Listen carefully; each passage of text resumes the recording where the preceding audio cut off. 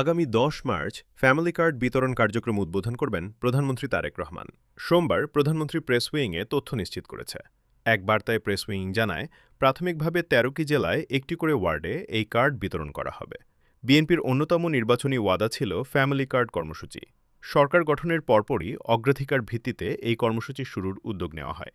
ঈদের আগেই হতদরিদ্রদের হাতে ফ্যামিলি কার্ড পৌঁছে দিতে গত ১৯ ফেব্রুয়ারি মন্ত্রিসভা কমিটি গঠন করে সরকার। এ সংক্রান্ত এক প্রজ্ঞাপনে বলা হয়, বাংলাদেশ সরকার প্রান্তিক ও নিম্ন আয়ের পরিবারকে সুরক্ষা দেওয়ার জন্য ফ্যামিলি কার্ড প্রদান সংক্রান্ত মন্ত্রিসভা কমিটি গঠন করেছে। অর্থমন্ত্রী আমির খসরু মাহমুদ চৌধুরীকে কমিটির সভাপতি করা হয়েছে।